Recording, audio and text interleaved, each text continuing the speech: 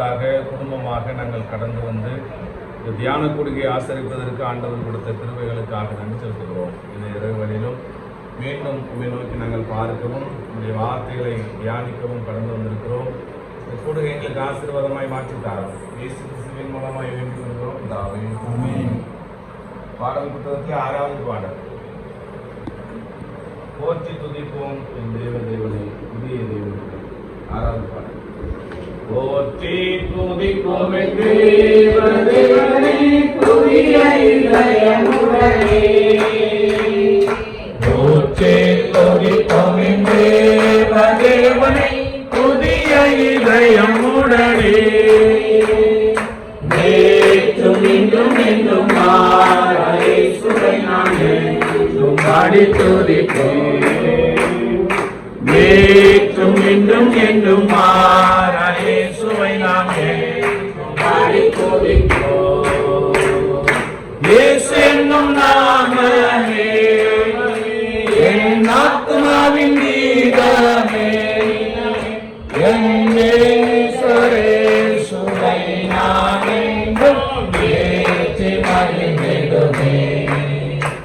என் இயேசுவே சுவை நான் என்றும் ஏற்றி மகிழ்ந்திடுமே. பயங்கரமான புயலே கொடிய அலையின் மத்தியில். பயங்கரமான புயலே கொடிய அலையின் மத்தியில். காக்கும் கரம் கொண்டு வாடி சேர்த்து வைத்த அன்பை என்றும் பாடுவேன். காக்கும் கரம் கொண்டு மார்பி சேர்த்து வைத்த அன்பை என்றும் பாடுவேன். இயேசு என்னும் நாமமே என் ஆத்துமாவின் கீதமே. என் இயேசுவே சுவை நான் ஏற்றி மகிழ்ந்திடுவேன். என் இயேசுவே சுவை நான் ஏற்றி மகிழ்ந்திடுவேன். யோர்தான் நதி போன்ற சோதனையிலும் சொந்தமிழ்ந்து மாளாதே. யோர்தான் நதி போன்ற சோதனையிலும் சொந்தமிழ்ந்து மாளாதே. ஆத்மின் ஜெயதோனியோடு பாதுகாக்க அன்பை என்றும் பாடுவேன். ஆத்மின் ஜெயதோனியோடு பாதுகாக்க அன்பை என்றும் பாடுவேன். இயேசு என்னும் நாமமே என் ஆத்துமாவின் கீதமே. என் இயேசுவே சுவை நான் என்றும் ஏற்றி மகிழ்ந்திடுவேன். என் இயேசுவே சுவை நான் என்றும் ஏற்றி மகிழ்ந்திடுவேன். வாழ்வன் வாழ்வனையே மரப்பிலும் நான் வரவேன் என்று சொன்னதா. வாழ்வன் வாழ்வனையே மரப்பிலும் நான் வரவேன் என்று சொன்னதா. தாழ்த்தி என்னை அவர் கையில் தந்து தீரத்தாங்க என்றும் ஓடுவேன். தாழ்த்தி என்னை அவர் கையில் தந்து தீரத்தாங்க என்றும் ஓடுவேன். இயேசு என்னும் நாமமே என் ஆத்துமாவின் கீதமே. என் இயேசுவே சுவை நான் என்றும் ஏற்றி மகிழ்ந்திடுவேன். என் இயேசுவே சுவை நான் என்றும் ஏற்றி மகிழ்ந்திடுவேன். பூமி அகிலமும் சாட்சியாகவே உங்கள் என்ற கட்டளையதா. பூமி அகிலமும் சாட்சியாகவே உங்கள் என்ற கட்டளையதா. ஆவி ஆத்துமாவும் தேகம் யாவும் என்று கண்டு செய்கிறேன். ஆவியா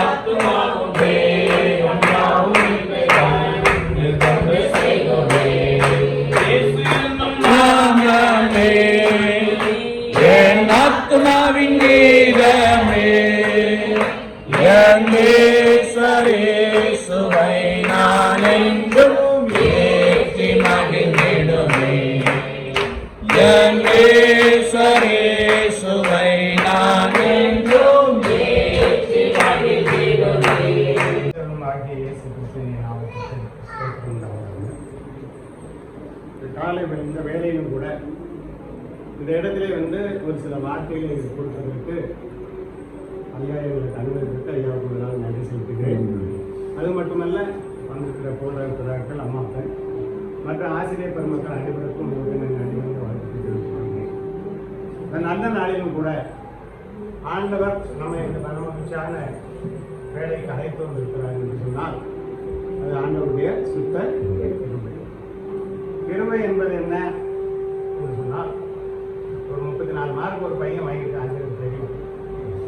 நம்ம ஃபெயில் ஆகிட்டோம்னா ஒரு வருஷம் ரொம்ப அப்போ கூட ஒரு மார்க் போட்டு அவனை படிச்சுக்கணும்.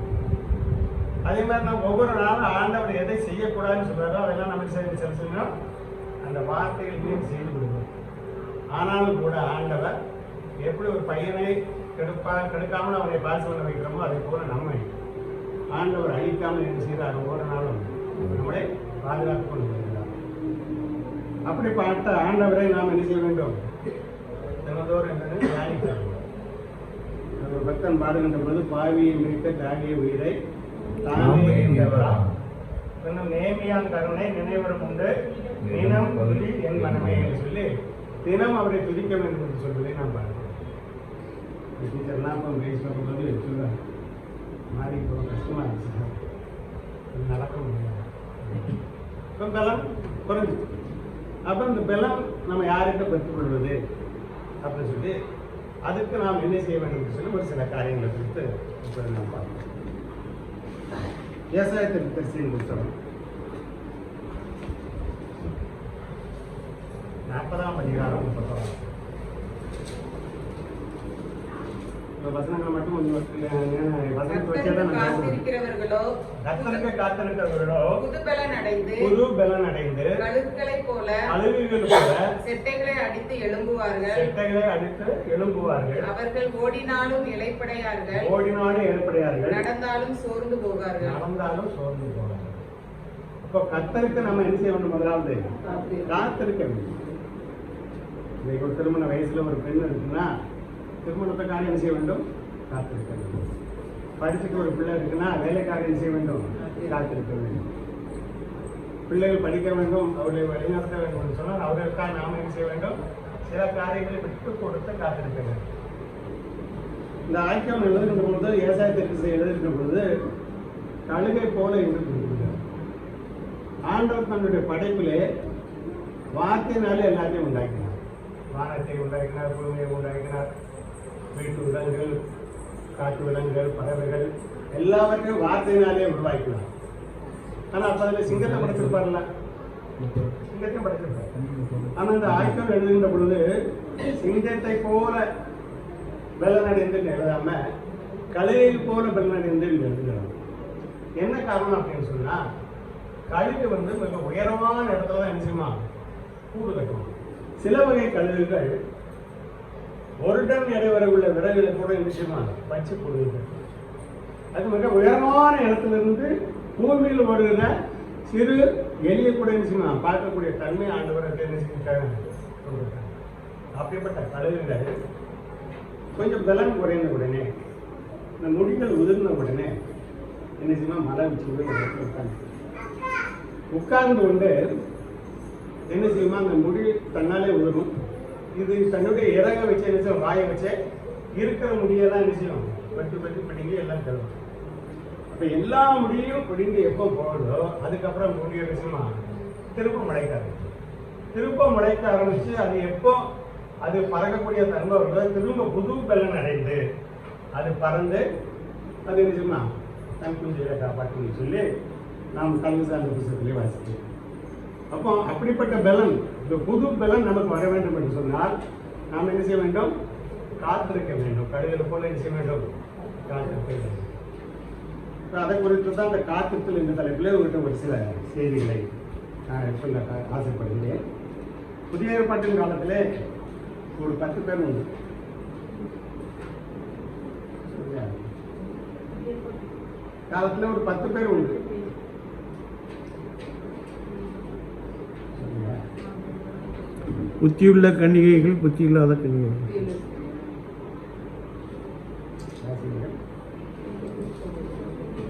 லூக்கா 17ஆம் அதிகாரம் 14ஆம் அவர்களை அவர் பார்த்து, நீங்கள் போய் ஆசாரியர்களுக்கு உங்களை காண்பீர்கள் என்றார். அந்தபடி அவர்கள் போகையில் சுத்தமானார்கள். அவர்கள் ஒருவர் ஆண்டவர் பார்த்து நினைச்சாங்க, ஆண்டவரே எங்களுக்கு இறங்கும்னு அந்த 10 பேர் காட்ட உடனே ஆண்டவர் போய் நினைச்சாரு, ஆசாரியா காட்டுங்கன்னு சொல்றாரு. காட்டியாச்சு.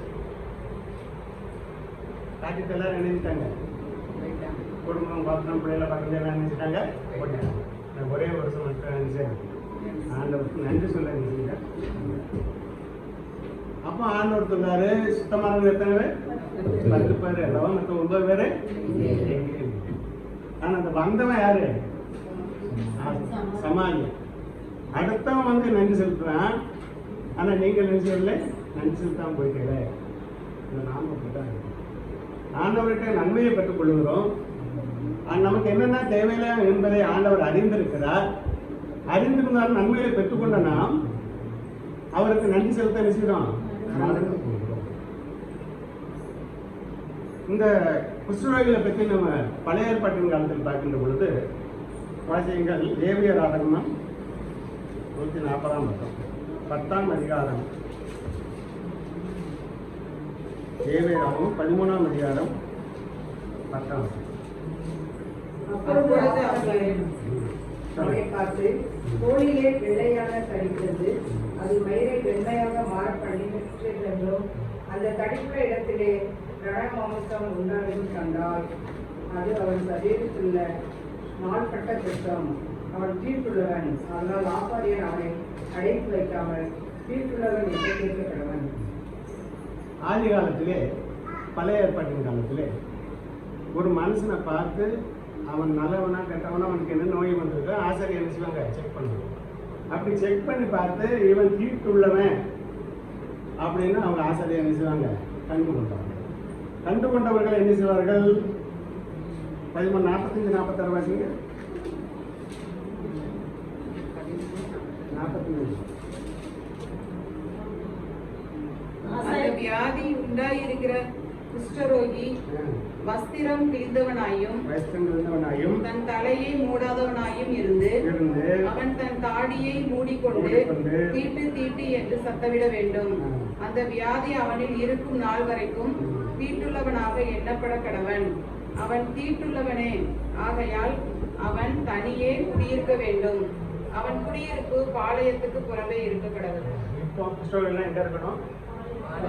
ஊருக்கு வெளியே, ரொம்ப தூரத்துல யாரெல்லாம் குஷ்டரோகிகள் மொத்தமாக கொண்டு வந்து ஒரு இடத்துல வச்சிருப்பாங்க. அவங்க ஊருக்குள்ள என்ன செய்யக்கூடாது, வரக்கூடாது. அவங்களோட நோய் நமக்கு என்ன செய்யக்கூடாது, பற்றக்கூடாதுன்றதுக்காக ஆசாரியர்கள் அவங்க ஊருக்கு புறமே கொண்டு அந்த குஷ்டரோகிகளை வைத்து விடுவார் பழைய ஏற்பாட்டினால். அப்படிப்பட்ட குஷ்டரோகிகள் அங்கே இருக்கின்ற பொழுது அவர்கள் என்ன செய்வார்கள், தாங்கள் எப்பொழுது சுகமாகும் என்று சொல்லி காத்து கொண்டு இருப்பார்கள். எப்படி கர்த்தருக்கு நம்ம காத்திருக்கிறோமோ அதே போல அவங்க தன்னுடைய குஷ்டம் நீங்க வேண்டும் என்று சொல்லி காத்து கொண்டே இருப்பார்கள். அப்படி காத்து கொண்டு இருக்கிறவர்கள் ஒருவேளை நமக்கு சுகம் கிடைத்தது என்று அவர்கள் நினைத்தால் அவங்க திரும்ப என்ன செய்யணும், ஆசாரியர்களுக்கு வந்து தன்னை காமிக்கணும். அப்படி ஆசாரியரை காட்டுகின்ற பொழுது ஆசாரியர் என்ன செய்வாங்க அப்படின்னா, அவரை கூப்பிட்டு ஒரு 2 குருவியை கொண்டு வச்சுருவாங்க. 2 குருவியை கொண்டு வந்து ஒரு குருவியை வந்து ஒரு நீருத்தண்ணியில வெட்டி அதனுடைய ரத்தத்தை எடுத்துட்டு இன்னொரு உயிருள்ள குருவியை அந்த ரத்தத்துல துவைத்து அந்த மனுஷன் மேல என்ன செய்வாங்க, 7 தரம் தெளிப்பாங்க. இப்ப 7 தரம் தெளித்த பின்பு அவனை தன்னுடைய வஸ்திரத்தெல்லாம் நனைத்து துவைத்து அவனை குளிப்பாட்டி அவன் தலைமுடியெல்லாம் சிரைத்து அதுக்கப்புறம் அவனை குளிப்பாட்டி அவனை பாளையத்துக்குள்ள கொண்டு வருவாங்க. கொண்டு வந்தாலும் இங்க உள்ளே வைக்க மாட்டாங்க. 7 நாள் என்ன செய்யணும், திரும்ப வெளியே. ஏற்கனவே காட்டுக்குள்ள இருந்திருக்காங்க. இப்போ தன்னை சுத்தமுள்ளவன் என்பதை காட்டிக் கொள்வதற்காக வருகின்ற பொழுது ஆசாரியர் என்ன செய்வாரு, அவர் எவ்வளவு டெஸ்டிங் பண்ணிட்டு இந்த குருவி நட்டத்தினாலே தோழித்து அந்த குருவி உயிருள்ள குருவியை என்ன செய்வாங்க, பறக்க விட்டுருவாங்க. செஞ்சுட்டு அவங்க 7 நாள் அந்த பாளையத்துக்கு வெளியே என்ன செஞ்சிருப்பாங்க, வச்சிருப்பாங்க. திரும்ப 7 நாள் கழித்த உடனே அதே குஷ்டரோகியை அழைத்து முதல்ல தலைமுடியெல்லாம் சரிச்சாங்க. இந்த தலைமுடி, பொருவம், நீசம், உடம்புல என்ன முடி இருக்கு அத்தனை முடியும் சரித்து அவனை சஸ்திரங்களை குளித்து குளிப்பாட்டி அதற்கு அப்புறம் தான் அவனை விசுவாங்க பாளையத்துக்குள்ள சேர்ப்பாங்க. அப்போ பழைய ஏற்பாட்டின் காலத்தில் குஷ்டரோகி அப்படி இருந்தார். அப்படியெல்லாம் காட்டித்தான் அவங்க என்ன செய்ய வேண்டும், ஊருக்குள்ள வர முடியும். ஆனால் புதிய ஏற்பாட்டின் காலத்திலே இயேசு நமக்காக வந்திருக்கிறது. முதலாவது ஆண்டவர் என்று ஆதாம் ஏவாளை படைத்தார். அவர் மூலமா பாவம் வந்தது, நோவான் காலத்தில் அழித்தார். அதற்கு பின்பு ஒரு சந்ததி உருவானது. அந்த உருவான சந்ததிகளை அவர்களும் பாவம் செய்ய ஆரம்பித்தார்கள். அப்பதான் ஆண்டவர் என்ன செய்தாரு, தேவன் தீர்க்கதரிசிகளை உருவாக்கினார். தீர்க்கதரிசிகள் மூலமாகவும் பல அற்புதங்களை அதிசயங்களை செய்தும் மக்களை வணங்காமல் கடத்துள்ள மக்களாக இருந்தார்கள். எனவே அந்த மக்கள் என்ன சொல்ல, தீர்க்கதரிசி எங்களுக்கு வேண்டாம், யார் வேண்டாம், எங்களுக்கு ராஜாக்கள் வேண்டும் என்று சொன்னார்கள். ராஜாக்களை உருவாக்கினார்கள். இருந்தாலும் அவர்கள் என்ன செய்யவில்லை, தங்கள் பாவத்தை விட்டு விலகவில்லை. எனவே இன்னைக்கு ஒரு விபத்து நடந்துருக்குன்னு வச்சுக்கோங்க, ஒருத்தருக்கு தலையில் அடிபட்டுருச்சு, அவன் புத்திசாலித்தனமாக தான் இருக்கான் அப்படின்னு வைத்துக் கொண்டால் திரும்ப அந்த நோய் குணமாக வேண்டும் என்று சொன்னால் அது மாதிரி ஒரு ஆக்சிடென்ட், ஒரு அதிர்ச்சியான செய்தி அவருக்கு கிடைக்கின்ற பொழுதுதான் அந்த மனமாற்றம் ஏற்படும். இது அறிவியல் சொல்கிறது. அப்போ ஆண்டவர் என்ன நினைத்தார், தேவன் என்ன நினைத்தார், இத்தனை காரியங்களையும் தீர்க்கதரிசிகளை ராஜாக்களையும் அனுப்பி நாம் அவர்களை என்ன செஞ்சா வழிநடத்தி வந்தாலும் கூட மக்கள் என்ன செய்ய மாட்டாங்க, திரும்ப மாட்டாங்க. அப்ப இவரோட இந்த மனிதரோடு சேர்ந்து வாழ்வதற்கு, மனிதனோடு மனிதனாக இருப்பதற்கு தன்னுடைய குமாரனை என்ன செய்ய உலகத்திற்கு அனுப்ப வேண்டும் என்று சொல்கிறார். இயேசு கிறிஸ்து உலகத்திற்கு மனிதனாக அனுப்பினார். தேவன் நம்முடைய ஒரே பெயரான குமாரன் விசுவாசிக்கிறவன் அவர் கெட்டு போகாமல் நித்திய ஜீவன் அடைவதற்கு அவரை தந்தவையை இவ்வளவாய் உள்ளது அன்பு கொண்டாய் என்று வேதம் சொல்கிறது. அது மட்டுமல்ல 1 தீமோத்தேயு 1:15 சொல்கிறது, வாழ்விலே ரட்சிக்கவே கிறிஸ்து உலகத்திற்கு வந்தார் என்கிற வார்த்தை உண்மையும் எல்லா அங்கீகரிப்பும் பாத்திரமாக இருக்கிறது. நீதிமான்கள் அல்ல, வாழ்விகளாகிய நம்மை ரட்சிப்பதற்காகத்தான் ஆண்டவர் இந்த உலகத்திற்கு வந்தார். அப்ப மனிதனோடு மனிதனாக 30 ஆண்டுகள் மனிதனாக அவர் இருந்து ஆச்சாரியத்துவம் செய்து எப்படி ஒரு மரத்தை, ஒழுங்கற்ற மரத்தை ஒழுக்கமாக ஆச்சாரி செய்கிறார்களோ அதே வழியை இயேசுவின் அதை செய்கிறார். அது மட்டுமல்ல, மனிதராகிய நம்மையும் கருடமுடான வாழ்க்கையிலிருந்து நம்மை விடுவிப்பதற்காக பலவிதமான ஓய்வுகளை செய்து பலவிதமான அற்புதங்களை கொடுத்து நம்ம என்ன செஞ்சார், ஆசீர்வதிக்கிறார். அப்படியே அவர் செய்கிற அதிசயங்களை கேள்விப்பட்ட இந்த குஷ்டரோகிகள், அந்த பழைய ஏற்பாட்டுக்காக ஊருக்கு வெளியிருந்த குஷ்டரோகிகள் இப்ப இயேசு வந்த உடனே எங்க வந்துட்டாங்க, ஊருக்குள்ள வந்தாங்க. நீங்க அதைத்தான் சிந்தித்து பார்க்க வேண்டும். அதை பாருங்க, ஊருக்குள்ள வந்து ஐயரே எங்களுக்கு இறங்குவோம் அப்படின்னு கேட்டாங்க. ஆண்டவர் ஒரே ஒரு ஒரு வார்த்தை மட்டும் தான் சொன்னார். அங்க போய் யார்கிட்ட காட்டணும், உள்ள வரணும்னா ஆசாரியத்தை காட்டணும். நீங்கள் போய் ஆசாரியத்தை காட்டுங்கள் அப்படின்னு சொன்ன உடனே போகும்போதே அவங்க குணமானான்னு வேதம் சொல்கிறாங்க. காட்டினா பிறகு சோமாறாரு. ஒரு வார்த்தை சொன்ன உடனே சுத்தமானார்கள் என்று சொல்லி நான் வேண்டிக்கிறேன். ஆண்டவருடைய வார்த்தை அவளை வல்லமை உள்ளது. அந்த வல்லமுள்ள வார்த்தை நமக்காக கொடுக்கப்பட்டிருக்கிறது. அந்த வார்த்தைகளை நாம் பின்பற்றி அதற்கு கீழ்ப்பட்டு நடந்து நாம் வாழ்கின்ற பொழுது சகல விதமான ஆசீர்வாதங்களை நாம் என்ன செய்ய வேண்டும், இந்த நாட்டிலே பெற்றுக்கொள்ள வேண்டும். கர்த்தருக்குள் பிரியமானவர்களே,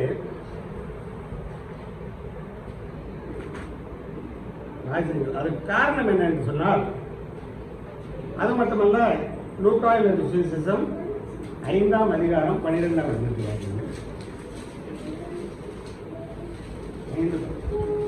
பின்பு அவர் ஒரு பட்டணத்தில் இருக்கையில் குஷ்டரோகம் நிறைந்த ஒரு மனுஷன் இயேசுவை கண்டு முகங்குப்புற விழுந்து, ஆண்டவரே, உமக்கு சுத்தமானால் என்னை சுத்தமாக்க உம்மாலே ஆகும் என்று அவரை வேண்டிக் கொண்டார்.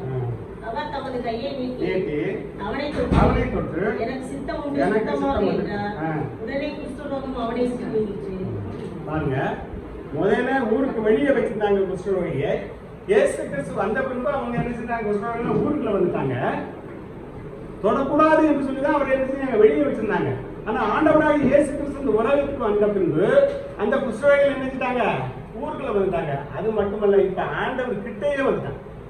கிட்டே வந்து ஆண்டவரே எனக்கு குணமாக்கொண்டு சான் அவன் தாளை விழுந்து வணங்குகின்ற பொழுது ஆண்டவரை அவனை தொட்டு, தொடக்கூடாதுன்னு சொன்ன அந்த குஷ்டரோகியை ஆண்டவர் தொட்டு குணமாக்கினார். அப்ப நம்முடைய பாடுகள், நம்முடைய வேதனைகள், நம்முடைய சிந்தனைகள் எல்லாத்தையும் நாம் ஆண்டவரிடத்திலே சொல்லுகின்ற பொழுது ஆண்டவர் நிச்சயமாக நம்மை தொட்டு நிச்சயமா ஆசீர்வதிக்கிறார் இருக்கிறார். அப்படிப்பட்ட ஆண்டவரை, அப்படிப்பட்ட நல்லவரை, அப்படிப்பட்ட வல்லவரை தான் நாம் என்ன செய்தோம், வணங்கிக் கொண்டிருக்கிறோம். கிறிஸ்துவுக்கு பிரியமானவர்களே, இந்த குஷ்டரோகிகளிடத்திலே 3 விதமான காரியங்களை நாம் காண முடிகிறது. என்ன காரியம் என்று சொன்னால், முதலாவது அவர்கள் என்ன செய்தார்கள், கூப்பிட்டார்கள்.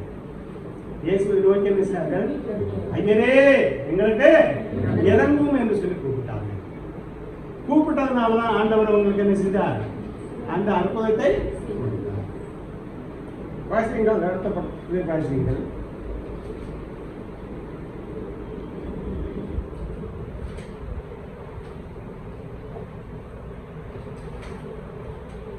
அது மட்டுமல்ல, அவர்கள் விசுவாசித்தார், ஆண்டவரை விசுவாசித்தார்.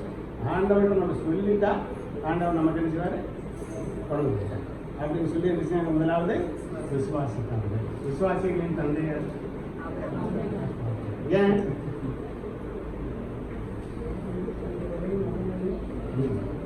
சொல்லுவாங்க, 12ஆம் அதிகாரம் 1ஆம் வாசிங்க.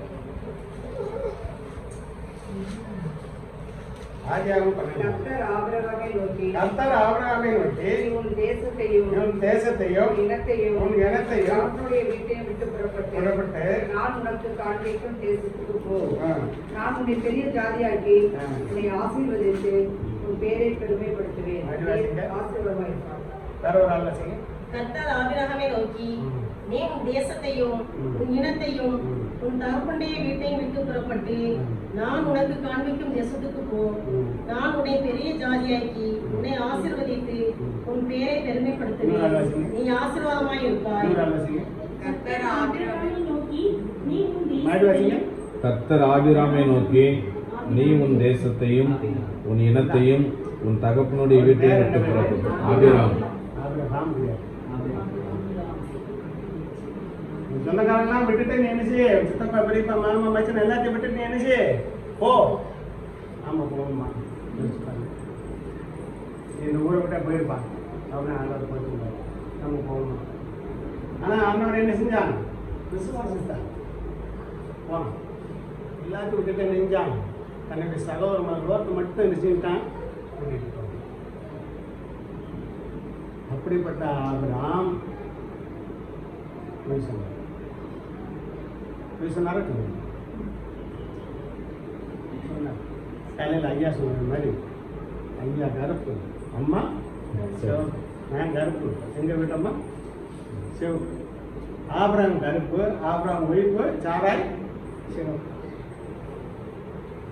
அப்போ அவருக்கு என்ன நினைப்பு அப்படின்னா, நாம இந்த அம்மா சிவப்பா இருக்கு, நம்ம அம்மாவை நினைச்சு நம்மளை என்ன செஞ்சிடக்கூடாது, கொண்டுடக்கூடாது அப்படின்னு அவன் நினைச்சு இவன் போய் சொல்வது மட்டுமல்ல, வீட்டம்மாக்கும் போய் சொல்லிட்டுவா என் ஜாவு உன் கையில் தான் இருக்கு. ஏன்னா உயிரோடு இருக்கணும்னா நீ எனக்கு ஒரு உதவி செய்யும். ஒன்று யார் கேட்டாலும் சகோதரிக்கு சொல்லு அப்படின்னு சொல்லி. இந்த அம்மாவுடைய அழகு அங்கே உள்ள ராஜாவுடைய எடுபடிகளுக்கு தெரிஞ்சு அவங்க உடனே ராஜாவை போய் சொல்லிட்டாங்க, பார்வன்ட்ட இந்த அம்மா அந்த ஆபரங்க சகோதரி வந்து மனைவி தெரியாதுல்ல, அழகா இருக்காங்க அப்படின்னு சொன்ன உடனே இந்த அம்மா எங்க கொண்டு விட்டாங்க, அரண்மனையை கொண்டு விட்டாங்க. இப்பதான் இவருக்கு சொத்து சோமெல்லாம் நிறைய வருது. யாருக்கு, ஆபரங்க. எப்படி சொத்துவோம், இந்த அம்மாவின் அழகை நினைத்து ஆடுகளையும் மாடுகளையும் ஒட்டகங்களையும் அந்த ராசா நினைச்சாரான். அவருக்கு நிறைய கொடுத்தாரு. வேதாந்தத்துக்கு நான் படிச்சது அவ்வளவு கொடுத்தாரு. இதை யாரும் பார்த்துக்கிட்டு இருந்தா? தேவன் பார்த்துக்கிட்டே இருந்தார். இவன் இதெல்லாம் நடக்கா, இவன் பொய் சொன்னதும் தெரியும், ஆண்டவர் மனைவியை பொய் சொல்ல சொன்னதும் தெரியும், இவன் ஆடு மாடு ஒட்டகம் கொடுத்ததும் தெரியும். பார்த்துட்டு இருந்த ஆண்டவருக்கு கோபம் வந்துச்சு. கோபம் வந்தோன்னா பார்வனை பார்த்து பார்வனுக்கு ரொம்ப என்ன வாதையை கொடுத்தார். வாதை கஷ்டங்களை கொடுத்த உடனே அவனுக்கு ஏன் இதுவரைக்கும் நாம் கஷ்டம் இல்லாமல் இருந்தோமே, நம்ம ராஜாவா இருந்தோமே, இப்ப நமக்கு ஒரு கஷ்டம் வந்தா என்ன காரணம்? இந்த அம்மா வரப்போய் தான் காரணம். இந்த அம்மாவை நம்ம வீட்டுக்கு அரவணைக்கு என்னை கூட்டிட்டு வந்தாங்களோ அதுதான் நமக்கு காரணம் அப்படின்னு அவன் நினைச்சு ஆபரகாமை தண்ணியை அழைத்து உள்ளதை சொன்ன. இது ஒரு சகோதரி தானா என்று கேட்கின்ற பொழுது அப்பதான் ஒத்துக்கொள்கிறார். இல்லை, என் மனைவி அழகா இருக்கிறதுனால என்னை கொண்டு விடும் அப்படின்னு நான் நினைச்சுட்டான் அப்படின்னு சொல்லிட்டேன் அப்படின்னு சொன்னவொடனே ராஜா அவனை சத்தம் போட்டு இன்னும் கொஞ்சம் வெகுமதிகளை கொடுத்து அவனை நினைச்சாரு, அனுப்பி விட்டான். அப்ப விசுவாசியும் நன்றி போய் சொன்னாரா? சொன்னார். ஆனா எப்ப போய் சொன்னாரு? அவர் ஆபிரகாமா இருந்த போது. அந்த அம்மா சாராளா இருந்த போது இல்ல, சாராயா இருந்த போது போய் சொன்னாரு. இப்ப நாமெல்லாம் எப்படி இப்போ ஒருத்தர் பிரச்சனை பண்ண வரும்போது நான் முதல் பாதியாக இருக்கிறேன், ஆண்டவர்கள் ரசிக்கப்பட்ட முன்புதான் நான் ஆண்டவருக்குள்ளாக இருக்கிறேன் நம்ம ஒருத்தரும் சொல்லுவோம். அப்போ அவன் ஆரம்பத்தில் ஆண்டவர் விசுவாசித்தாலும் உலகப்புறமான காரியங்கள்னாலே அவன் என்ன செஞ்சான்? இது பொய்ய சொன்னான். அதுக்கப்புறம் ஆண்டவர் பார்த்தார், இவனுக்கு இந்த பேரை சொல்லக்கூடாது, வைக்கக்கூடாதுன்னு ஆபிரகாம் என்றும் சாராய்க்கு சாராள் என்றும் பெயர் எப்பொழுது வைத்தார்களோ அதன் பின்பு அவன் என்ன செய்கிற ஆபிரகாம் தன்னுடைய வாழ்க்கையில் வழி தவறி நடக்கவும் இல்லை, பொய் சொல்லும். அது மட்டுமல்ல, அவரை விசுவாசத்துக்கு தண்டை இன்னொரு பெரிய விசுவாசம். 75 வயசுல தான் அவர் என்ன செய்தாங்க? ஆபிரகாம் போச்சிருந்தார். உன் தேசத்தை உன் சொந்தக்காரனை விட்டுட்டு போப்பா அப்படின்னு சொன்னார். 75 வயசுல போனவரை குழந்தையை கொடுத்தாரு. 100 வயசு ஆயிடுது. ஆனா ஆண்டவர் அவருக்கு வாக்கு என்ன கொடுத்தினாரு? உன்னை வானத்தின் நட்சத்திரங்களை போலவும் கடலின் மலையை போலவும் சந்தையை பெருகவே பெருக பண்ணுவேன்னு சொன்ன ஆண்டவர் சந்ததியை கொடுக்கவில்லை. அப்ப எத்தனை வருஷம் காத்திருந்தாங்க? 25 வருஷம் காத்து. நமக்கு ஒரு பிள்ளைக்கு கட்டி கொடுக்குறோம், 1 வருஷம் குழந்தை இல்லை, 4 மாசம் 5 மாசம் அவன் என்ன உலகப்பிரதமா இருக்க. 1 வருஷம் என்னன்னா இந்த ஆண்டவருக்கு நம்ம காணிக்க கொடுக்கலையா, ஜெபம் பண்ணலையா, விடுவிச்சதுக்கு போகலையா, கோசைச்சதுக்கு போகலையா, அந்த ஆலயத்துக்கு நம்ம துட்டு கொடுக்கலையா, இங்கே கொடுக்கலையா, ஆண்டவரையா நம்மளை போய் சோதிக்காது அப்படின்னு நம்ம மனம் அடிவுள்ள ஒரு நாள் இருக்காரு. ஆனால் ஆபிரகாம் 25 ஆண்டுகளை காத்திருந்தார். 100வது வயதில் ஆண்டவர் கொடுத்திருந்தார், உனக்கு குழந்தை. இப்போ அவன் தனக்குத்தானே சொல்றேன், எப்படியா 100 வயசுல எனக்கு பிறக்கும் அப்படின்னு அவன் நினைக்கிறான். அந்த அம்மாவுக்கு எத்தனை வயசு? 90 வயசு. அந்த அம்மாவுக்கு ஒரு பெண்களுக்குள்ள வழிபாடு என்ன நின்று போய்விட்டது. ஆனால் அந்த அம்மா நினைக்கிறது இந்த கிழவிய குழந்தை இருக்கிற ஆண்டவர்கள் எனக்கு எப்படி பிறக்கும். ஆனால் ஆண்டவர்கள் என்ன செஞ்சா? வாக்கு மாறாத சொன்ன சொல்லை காப்பாற்றுகிறவர். என் நாமத்தினால எதை கேட்டால் அதை நான் உனக்கு தருவேன்னு சொன்ன ஆண்டவர் அழகான ஒரு குழந்தையை கொடுத்தார். குழந்தை வளர்ந்து ஒரு பையன் வளர்ந்து பெரிய பையனான உடனே அவனுக்கு ஒரு விசுவாசத்தை நாம் என்ன செய்ய வேண்டும்? அவனுக்கு ஒரு டெஸ்ட் வைக்கணும். நம்ம எப்படி மஞ்சள் டெஸ்ட்டு, காலாண்டு அரையாண்டு டெஸ்ட்டு ஆசிரியர்கள் இருக்கிறதோ அதே மாதிரி அவனுக்கு ஒரு டெஸ்ட் வைக்க வேண்டும் என்று சொல்லி ஆண்டவர் எப்பாங்க வா உன் மகனை என்ன செய்ய எனக்கு வழி இது முறையை மலைக்கு என்ன செய்தான்? மகனை 2 வேலைக்காரனை கழுத கொதியேற்றி விறகுலாம் வச்சுட்டு போகிறான். இதில் அந்த அம்மாட்ட ஒரு வார்த்தை சொன்னா சொல்லியிருந்தா என்ன நடந்துருக்கும்? என்னையா கொஞ்சமாவது உங்க என்ன 100 வயசுல எனக்கு அடிவில்லையா? நான் 90 வயசுல நீச்சிருக்க ஒரு குழந்தைய பார்த்துருக்கேன். அதை போய் கொண்டு வரணும் ஆண்டவர் சொன்னாரு, கொண்டு வரைய என் பிள்ளைய நான் செய்ய மாட்டேன், கொடுக்க மாட்டேன் அப்படின்னு சொல்லிட்டு போயிட்டு. அதனால தான் அவன் என்ன செய்யல மனைவிட்ட சொல்ல சொல்லாம அவர் என்ன செய்யாரு, தன் மகனை கூட்டிக்கிட்டு போறாரு. போகும்போது பையன் ஒரு கேள்வி கேட்கிறான். என்ன கேள்வி கேட்டான், நம்ம பள்ளியில பொருள் சொன்னீங்கள யாரு எங்க ராணி. அதுக்கு அவர் என்ன சொன்னாரு, ஆண்டவர் அது மட்டுமல்ல, அவர் மேலே போகின்ற பொழுது 22 5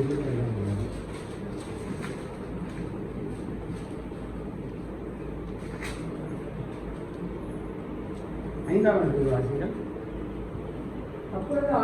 அப்பொழுது ஆபிரகாம் தன் வேலைக்காரரை நோக்கி, நீங்கள் கழுதைகளை நிறுத்தி இங்கே காத்திருங்கள், நானும் பிள்ளையாண்டனும் அவ்விடம் மட்டும் போய் தொழுது கொண்டு உங்களிடத்துக்கு திரும்பி வருவேன்னு சொன்னா வருவோம். அப்படி எப்படி விசுவாசம்? அதுலதான் இருக்கு விசுவாசம். பலியிட போறாரு, பலியிட்ட பிறகு பையனை கூட்டு வர முடியுமா? அப்ப நான் திரும்பி வருவேன்னு அவர் சொல்லியிருக்கணும். அப்ப அவருடைய விசுவாசம் என்ன, ஆண்டவர் எப்படி ஆண்டவர் பார்த்துக் கொள்வார் என்று சொன்னாரோ பையன் கேட்டதுக்கு, அதே மாதிரி ஆண்டவர் பார்த்துக் கொண்ட விசுவாசத்தோடய போனார். அனுப்பினாரு, பையன் கேட்டான், ஆண்டவர் பார்த்துக் கொள்ளாரு.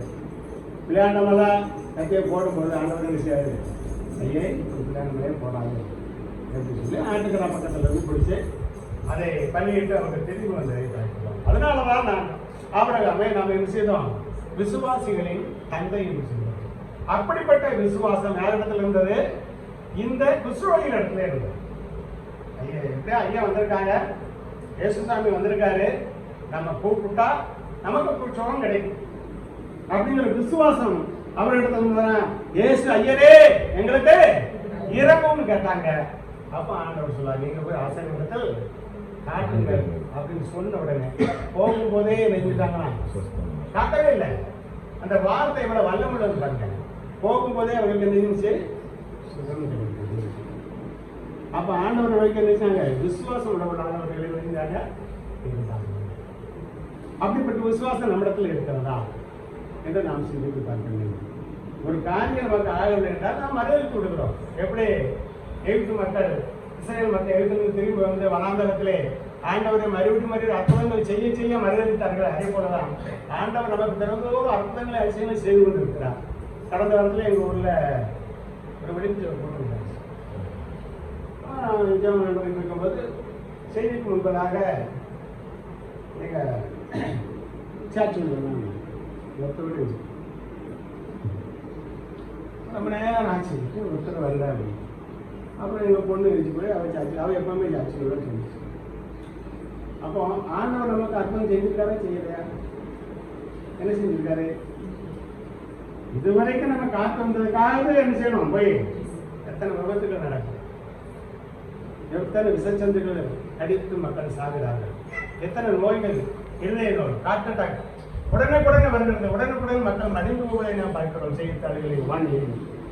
ஆனால் ஆண்டவர் இதுவரையும் நம்மை அற்புதமாக வழிநடத்தி வந்திருக்கிறார் என்று சொன்னால் அது ஆண்டவருடைய சுத்த கிருபை அவர் நம்ம மேல் வைத்திருக்கிறார். அப்போ அவர் கிறிஸ்துவின் போல் நாம் என்ன செய்ய வேண்டும், விசுவாசிக்க வேண்டும். ஏன்னா கிடைக்கும் என்று விசுவாசம் இருக்கிறது. புதிய ஏற்பாட்டு காலத்துக்கு பார்த்தீங்கன்னா வரிசை நீங்க நிறைய விசுவாசிகளை பார்க்கலாம். பெரும்பாட்டுடைய சிறிய பாருங்க, எத்தனையோ ஆஸ்பத்திரி கலந்து எவ்வளவோ ரூபாய் செலுத்தி தன் சொத்தனை அடிச்சு முடிச்சுட்டான், சுகம் கிடைக்கல. இவ்வளவு ஆண்டவர் போறாரு அப்படின்னு சொன்ன உடனே எப்படியாவது ஆண்டவரை பார்த்துடலாம். ஆனா நாம எப்படி இருக்கோம், தீர்த்துள்ளவர்களாக இருக்குமே, ஆண்டவருக்கு முன்னால போக முடியாது அப்படிங்கிற ஒரு மனசுக்குள்ள ஒரு பயம். எனவே ஆண்டவருக்கு பின்னால ஓடியாது என்ன செய்வோம், ஆண்டவர்கிட்ட கேட்போம், சுகம் கேட்போம், ஓடுனத ஆண்டவர்கிட்டையும் நெருங்க முடியல. உடனே ஆண்டவருடைய வருஷத்தை உடனே சுகம் கிடைக்கும்.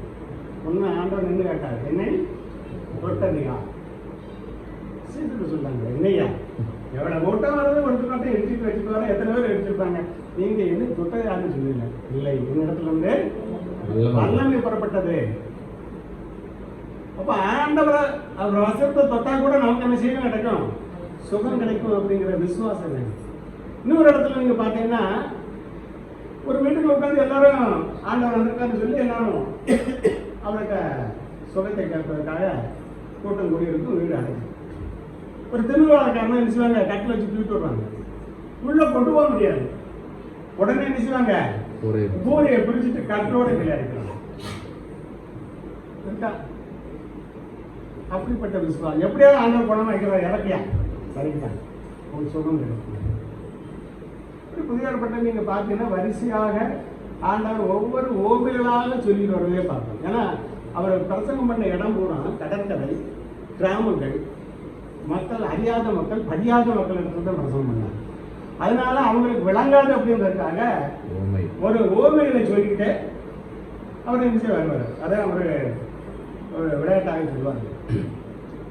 ஒரு தாழ்ந்தாரு தினம் காலையில் நடப்பாங்க. அவன் நடந்து அன்னைக்கு நடக்க முடியல, சரி ஆஃபீஸுக்கு போனோம்னா 9:30 போயிட்டோம்ல, ஒரு அரை மணி நேரம் நடந்து வந்துடுவோம், அப்போதான் உடம்பு நல்லது அப்படின்ட்டு அவர் நடக்க போயிட்டார். பக்கத்தில் வட்டக்கிணறு தெரியல, கிணத்துக்கு வந்துட்டார். தாத்தா வந்தாங்க. அவனை ஆஃபீஸில் உள்ளவங்களாம் வந்து ஒரு பெரிய கயிறை கட்டி கீழே இருந்து அவரை நினைச்சாங்க பாதி கிணறு வந்துருப்பாரு. பீனு அங்கே ஓடியாங்க. எல்லாரும் கேளுங்க, நம்ம தாசார நீந்தாச்சு மாத்தியாச்சு, புது தாசார் வந்துட்டாரு அப்படின்னு சொன்ன உடனே எல்லாம் கயிறை விட்டுட்டு புது தாசார பண்ண. இப்ப தாசார் இங்க இருக்க பழைய தாசார் இன்னைக்கு ஆண்டவர் நமக்கு அற்புதத்தை அதிசயம் செய்வார். நாம என்ன செய்யறோம், யாராவது ஒருத்தர் சொல்லிட்டா போதும், அந்த கையை வச்சு சுகம் பண்ணா உடனே நமக்கு என்ன செய்யும், சுகம் கிடைக்கணும். உடனே காரப்படி வேலைப்படி ஊரில் ஒரு 10 பேர் வா, போய் அங்கே போய் கையை வச்சு சுகம். நாம என்ன செய்யணும், நமக்கு தேவை, நம்ம சாப்பிட்டா தான் நம்ம கிடைக்கணும். நான் வாழக்கிட்ட நீங்க சாப்பிட்டா நான் என்ன செய்ய முடியாது, வாழ முடியும். அப்ப நமக்கு என்ன தேவை இருக்கிறதோ அதை நம்ம ஆண்டவரிடத்தில் என்ன செய்ய வேண்டும், பணிந்து குனிந்து மன்றாடி அழுது ஜெபித்து கேட்க வேண்டும்.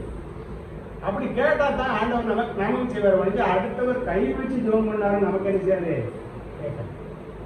அதுக்கு ஆண்டவர் ஆசீர்வதிச்சிருந்தா தான் நமக்கு அது கேட்கலா. எல்லா ஜெபத்திலும் நமக்கு என்ன தேவையோ நாம தான் அவர்கிட்ட கேட்கணும். நமக்கு ரொம்ப கஷ்டமான சூழ்நிலை வந்தாலும் நாம என்ன செய்ய வேண்டும், காத்திருக்கணும். அப்படித்தான் இந்த குஷ்டரோகிகளாம் காத்திருந்தாங்க. கடைசியில் என்ன செய்ய சுகத்தை பெற்றுக் கொண்டார்கள் என்று சொல்லி நான் பார்க்க முடியும். இன்னொரு சமாரியா செடி விட்டு வர வந்து ஏன் என் மகளுக்கு சோம்புல பணம் பார்த்துங்க, நான் இஸ்ரவேலுக்கு தான் வந்திருக்கேன், உங்களுக்கு வரலாம் ஆண்டவர் சொல்லுங்க. இல்லையா எப்படியாவது எனக்கு உதவி செய்யுங்க. அப்போ சீசன் தான் சொன்னாங்க, என்னையா மாடியாக நோயின்னு வரா, நீங்கள் அவங்க எல்லாம் செய்யுங்கய்யா அப்படின்னு சொன்னாங்க. ஏமா பிள்ளைகளை கொடுத்தா என்ன நாய்க்கு கொடுக்க முடியாதுமா, போமா அப்படின்னு சொல்லி. அப்போ அவங்க சொல்ல, ஐயா இது சாப்பிட்டாலும் மேசன்களை உள்ளோம்னா துணி அது நாய் சாப்பிட்டோம்ல அதை மாதிரி எனக்கு சொல்லுங்க. அப்போ தான் விசுவாசம் உன்னை ரசித்ததுன்னு எப்போ சொன்னாரோ சொன்ன மாத்திரத்தில் விட்டு இருக்க மாட்டா சுகமாக. அப்படிப்பட்ட விசுவாசம் நம்மளுக்கு என்ன செய்ய வேண்டும், இருக்க வேண்டும். அப்படிப்பட்ட விசுவாசம் தான் அந்த குஷ்டரோகிகளிடத்தில் இருந்தது. அந்த குஷ்டரோகிகள் குணமானார்கள் என்று சொல்லி நம்ம பார்த்தோம். குஷ்டரோகிகள், இவன் சமாரியா பெண் எல்லாருமே அப்படிப்பட்ட விசுவாசம் அவரிடத்தில் இருந்ததுனால தான் அது நாங்கள் அந்த சுகம் பெற்றார்கள் என்று சொல்லி பார்த்தோம். முதலாவது நம்ம என்ன செய்ய வேண்டும், விசுவாசிக்க வேண்டும். இரண்டாவதாக அவர் என்ன செஞ்சாங்க, இயேசுவை நோக்கி என்ன செய்தார், கூப்பிட்டார். ஏசு ஐயரே இறப்பு கூப்பிட்டான். ஆண்டவர் நோக்கி நம்ம என்ன செய்ய வேண்டும், கூப்பிட வேண்டும். அது கூப்பிட மட்டும் இல்லை, தனி அறையில் இருக்காங்க. சார்ந்த சில காரியங்களை ஆண்டவரிடத்துல ஒரு நம்ம மாதிரி ஐயா மாதிரி பாதகம் சொல்லுவோம். தம்பி உனக்கு என்ன தேவையோ 3 மணிக்கு நீ ஜெபம் பண்ணு, 3 மணிலேருந்து 4 மணிக்குள்ள நீ ஜெபம் பண்ண, அது ஜெபம் பண்ணுன்னா அது உனக்கு நடக்கும். நான் எனக்கு கஷ்டம் வர நேரத்தில் 3 மணிக்கு ஜெபம் பண்ணணும்னா அது எனக்கு நடக்கும். அப்போ அந்த நேரத்தில் அமைதியாக இருக்கும். ஆண்டவர் உலாவுகிற நேரம். எங்களுக்கு வேணும்னா ஒரு டெஸ்ட்டுக்கு நீங்கள் செஞ்சு பாருங்க. 3 மணிக்கு எழுதி ஜெபம் பண்ணுங்க. உங்களுக்கு என்ன தேவை அது நிச்சயமாக உங்களுக்கு என்ன செய்யும். அப்போ ஆண்டவர் நோக்கி என்ன செய்ய வேண்டும், நாம கூப்பிட வேண்டும். அப்படி கூப்பிட்டால்தான் ஆண்டவர் நமக்கு என்ன செய்வார், ஆசீர்வாதத்தை கொடுப்பார். ஆசீர்வாதத்தை கொடுப்பார், அற்புதத்தை கொடுப்பார், மேலும் மேலும் நம்ம என்ன செய்வார், ஆசீர்வதிப்பார். இதுதான் பாருங்கள்,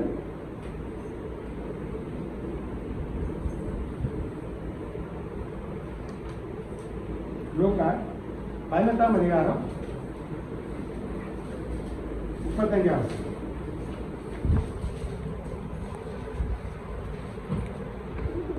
நடப்பவர்கள் ஆமா. பின்பு அவர் எரிகோவுக்கு சமீபமாய் வரும்போது ஒரு குருடன் வழியருகே உட்கார்ந்து பிச்சை கேட்டுக் கொண்டிருந்தான். ஜனங்கள் நடக்கிற சத்தத்தை அவன் கேட்டு இதென்ன என்று விசாரித்தான். நசரேயனாகிய இயேசு போகிறார் என்று அவனுக்கு அறிவித்தார்கள். அப்பொழுது அவன், இயேசுவே, தாவீதின் குமாரனே, எனக்கு இரங்கும் என்று கூப்பிட்டான். முன் நடப்பவர்கள் அவன் பேசாமல் இருக்கும்படி அவனை அதட்டினார்கள். அவனோ, தாவீதின் குமாரனே, எனக்கு இரங்கும் என்று மிகவும் அதிகமாய் கூப்பிட்டான். இயேசு நின்று அவனை நம்மிடத்தில் கொண்டு வரும்படி சொன்னார். அவன் கிட்ட வந்தபோது அவர் அவனை நோக்கி, நான் உனக்கு என்ன செய்ய வேண்டும் என்று கேட்டார். அதற்கு அவன், ஆண்டவரே, நான் பார்வையடைய வேண்டும் என்றான். இயேசு அவனை நோக்கி, நீ பார்வையடைவாயாக, உன் விசுவாசம் உன்னை ரட்சித்தது. ஆண்டவர் வந்திருக்கான்னு சொன்ன உடனே என்னப்பா ஒரே கூட்டமா போகுது, என்ன ஏது அப்படின்னு கண்டுக்கிட்டே ஒரே கூட்டமா போது சட்டம் கேட்டேன், யார் வரா, என்ன கூட்டம், என்ன ஏது அப்படின்னு கேட்டேன். கேட்ட உடனே மாதிரி இயேசு வருகிறாரு அப்படின்னு சொன்ன உடனே அப்ப அவன் ஏற்கனவே கேள்விப்பட்டிருக்கான், ஆண்டவரை என்ன எல்லாத்தையும் குணமாக்கி கொண்டு வருகிறார் அப்படின்னு அவன் கேள்விப்பட்டதுனால தாவீது குமாரனை எனக்கு இறங்கும் கூப்பிட்ட உடனே அந்த சீசர்லாம் முன்னாள் சொன்னாலே சும்மா என்ன சத்தம் பண்ண அவன் அதட்டினான். இப்போ அவன் அதிகமா நெருங்கினான், சத்தம் போட்டு தாவீது குமாரன் எனக்கு இறங்கும் கூப்பிட்டவங்க இயேசு அவனை கூட்டிட்டு வர குணமாக்கினார், பார்வையடை செய்தார்னு சொல்லிட்டாங்க. அப்ப நம்ம கூப்பிடுற சத்தம் மிக அதிகமானதாக இருக்கிறாங்க. ஆண்டவரை எப்பொழுதும் நம்ம கூப்பிடுகிற பிள்ளைகளாக, ஆண்டவரிடத்திலே நம்முடைய தேவைகளை கூறுகிற பிள்ளைகளாக நம்ம இருக்கின்ற பொழுது தேவன் நம்மை ஆண்டவர் நம்மை ஆசீர்வதிப்பார். அது மட்டுமல்ல, சொன்னதை செய்வார். சொன்னதை போய் அங்கே காட்டு அப்படின்னா அவர்கிட்ட போய் செஞ்சான். இப்போ உதாரணமா நீங்க எடுத்துக்கிட்டீங்கன்னா, நோவாவின் காலத்திலே உலகத்தை அழிக்க போகும்போது நோவா கூப்பிடுறாரு, நீ கொப்பையர் மரத்தால ஒரு வேலையை செய்யணும். அது ஏன் சாமி, எதுச்சாமி, நான் ஏன் செய்யணும்னு கேட்டாங்க. செய்யணும் உடனே அதுக்கு அளவும் கொடுத்தாரு, இத்தனை நீளம், இத்தனை அகலம், இவ்வளவு உயரம் செய்யும். அது மட்டுமல்ல, ஒவ்வொரு பறவைகளும் விலங்குகளிலும் ஒவ்வொரு ஜோடி எல்லாம் சேர்த்து வச்சுருக்கேன். நான் எப்போ சொல்லணும் அப்போ நான் செய்ய அப்படின்னு சொல்லுவேன். எல்லாம் சேர்த்து வச்சு ரெடியாக வச்சுருக்காங்க. அதுக்கப்புறம் ஆண்டவரோட கூப்பிடுறாங்க, வாசிங்கள் ஆதியாகமம்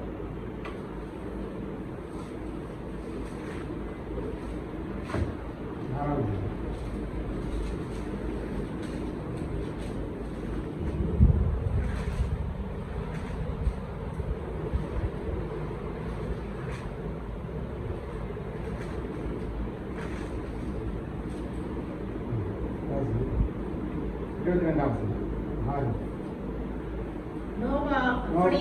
அப்படியே செய்தான். தேவன் தனக்கு கட்டளையிட்டபடியே கற்றபடியெல்லாம் அவன் செய்து முடித்தான். கர்த்தர் நோவாவை நோக்கி, நீயும் உன் வீட்டார் அனைவரும் வேலைக்குள் பிரவேசியுங்கள். இந்த சந்ததியில் எனக்கு முன்பாக நீதிமானாக கண்டேன். பூமி மீதெங்கும் உயிரோடு காக்குமுருட்டி, நீ சுத்தமான சகல மிருகங்களிலும் ஆணும் பெண்ணுமாக எவ்வேழு ஜோடும், சுத்தமல்லாத மிருகங்களில் ஆணும் பெண்ணுமாக ஒவ்வொரு ஜோடும், சுத்தமுள்ளதுல 7 சுத்தமில்லாத ஒவ்வொரு ஜோடி சேர்த்துக்கிட்டு அதுக்கப்புறம் 5ஆவது வசனத்தை வாசிங்க. இன்னும் 7 நாள் சென்ற பின்பு 40 நாள் இரவும் பகலும் பூமியின் மேல் மழையை வருஷிக்க பண்ணி, நான் உண்டாக்கின ஜீவ ஜந்துக்கள் அனைத்தையும் பூமியின் மேல் இராதபடிக்கு நிக்கிரகம் பண்ணுவேன் என்றார். நோவா தனக்கு கர்த்தர் கட்டளையிட்டபடியெல்லாம் செய்தான். 7 நாள் சென்ற பின்பு பூமியின் மேல் ஜலப்பிரளயம் உண்டாயிற்று. வேலையை உண்டான்னு சொல்லிட்டாரு. ஏன்னே கேட்கல, நோவா வேலையை செஞ்சுட்டான். நல்ல விலங்குகள் பறவைகள் 7 ஜோடி உள்ள விட்டு வைனா உள்ள வச்சுட்டான். நல்ல சுத்தமில்லாத ஒவ்வொரு ஜோடி வைனா வச்சுட்டான். எப்போ உன் குடும்பத்தை தான் ஒன்னே தானே நீதிமான கண்டேன், நீ உன் பிள்ளைகள் மாமன் மாமன் எல்லாத்தையும் உள்ளே வைனா வச்சுட்டான். வச்சுட்டு எவ்வளோ நாள் இருந்தாலும் ஆண்டவர் அப்பவும் ஆண்டவருக்கு என்னது, இந்த மக்கள் திரும்பி வந்துட மாட்டாங்களா, அவங்களுக்கு ஒரு வாய்ப்பு கொடுக்குமே அப்படின்னு சொல்லி நினைச்சாரு. 7 நாள் கொடுத்தாரு. இந்த 7 நாள் கொடுத்து மக்கள் என்ன செய்யல, மழை பெய்யும், இவன் எந்த பைத்தாரத்தனமா வேலை செஞ்சுட்டு இருக்கான், இவன் சொல்லப்பட்டு இவங்க வேலையில் போய் ஏறக்கூடாதுன்னு ஒரு மக்கள் போவாங்க. 7 நாள் சென்ற பின்புதான் மழை என்ன செஞ்சது, பெய்தது, உலகத்தில் அத்தனை ஜீவசங்களையும் அல்லது அழித்து போட்டு சொல்லுவாங்க. உங்கள் குடும்பம் மட்டும் அதில் வேலையில் இருந்தது மட்டும் பிழைத்துக் கொண்டதை பார்க்கிறோம். அப்போ நோவா ஆண்டவரை சொன்னதை செய்தார். அப்போ ஆண்டவர் சொன்னதை நாம் செய்கின்ற பொழுது, நீ என்னை வணங்கி என் கற்பனை கீழ்ப்படிந்து நட, தளவசியாக இருப்பாயாக, பொய்ச்சாட்சி சொல்லாத இருப்பாயாக என்று நமக்கு கொடுக்கப்பட்ட 10 கற்பனைகளுக்கு நாம் கீழ்ப்படிந்து நடக்கும்போது, ஆண்டவரை வார்த்தைக்கு நாம் கீழ்ப்படிந்து நடக்கும்போது, ஆண்டவர் நிச்சயமாக எல்லாரும் ஆசிரியத்தை கொடுக்க சித்தம். ஆண்டவர் எல்லா விலங்கு எல்லாவற்றையும் படைத்து விட்டு மனிதனை படைக்கணும் நினைக்கிறார். இப்போ மனிதன் எதனால் படைக்காரு, மண்ணினால் படைக்காரு. மண்ணினால் படைச்சிட்டு அவனுக்கு சுவாசம் கொடுத்துருக்கா, யாரும் கொடுக்கா, சனியுடைய சுவாசத்துக்கு தான் கொடுத்தாரு. அப்போ இந்த மூச்சுக்கு ஆசை யாரும் பண்ணது ஆண்டவர் தானே, நம்மகிட்ட இருக்கிற மூச்சு காற்று ஆண்டவர் அவர் நினைச்சா எடுத்துக்கணும், அவருக்குள்ளதான் அது. அப்போ இப்போ மனுஷன் ஆகிட்டான். அவன்கிட்ட 2-3 காரியத்தை சொல்றாரு. எப்பா ஏதன் தோட்டத்தை பயன்படுத்து காவல்காரு அந்த கனியை செஞ்சான். சொன்னதை செஞ்சானா, பண்படுத்தவும் இல்லை, பாதுகாக்கவும் இல்லை. எந்த கனியை புசிக்கூடாதுன்னு சொன்னாரோ அந்த கனி. அப்போ ஆண்டவர் கேட்டதுக்கு அவன் என்ன சொன்னான், இல்லை சாமி, வீட்டம்மா கொடுத்தா நான் இன்னைக்கு நானும் அப்படித்தான். அவர் தப்பு செஞ்சுட்டோம்னா அது நான் செய்யலை, அவன் தான் செஞ்செல்லாம் கூட இல்லை, ஒத்துக்கிட மாட்டோம். அவர்களை என்ன செய்ய வேண்டும், ஆண்டவரத்தில் ஒத்துக்கொள்ள வேண்டும். பாவங்களை அறிக்கை மறைக்கிறவன் வாழ்வடைய மாட்டான், அவற்றை அறிக்கை செய்து விட்டு வரணும். இறக்கம் வருவான்னு சொல்லி நீதிமன்ற 28:13 சொல்லப்பட்டிருக்கிறது. கர்த்தருக்கு பிரியமானது நாம் இந்த நாளில் கூட அந்த குஷ்டரோகிகளை போல நாம் முதலாவது என்ன செய்ய வேண்டும், விசுவாசம் உள்ளவர்களாக இருக்க. 2வது சொல்லி கூப்பிட வேண்டும், ஆண்டவனுக்கு சத்தமிட்டு கூப்பிட வேண்டும். 3வது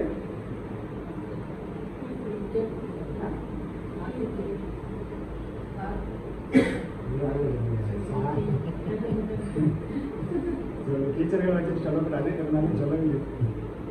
ராமர் வெளில ஒடிச்ச ஆட்டா இல்லை பத்மாசம் கூப்பிட்டு நீ சொல்லியா, ஐயா அந்த போய் அப்படி ஒரு வேலை செய்ய மாட்டானே. அந்த நேரம் பார்த்து யாரும் இருக்கா,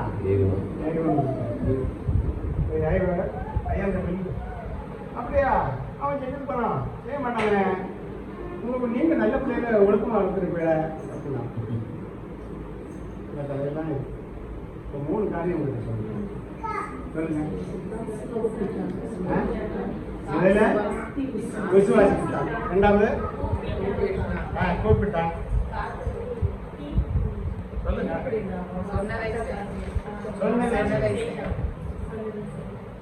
விசுவாசித்தான், கூப்பிட்டான், சொன்னதை செய்யலாம்.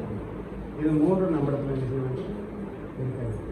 இருக்கின்ற பொழுது எப்படி புஸ்தகம் திமிர்வான் காரணம் சமாரிய பெண்ணும் எப்படி குணமானார்களோ அப்படிப்பட்ட பணத்தை ஆண்டவர் செய்ய சித்தமுள்ளவராக இருக்கிறார்.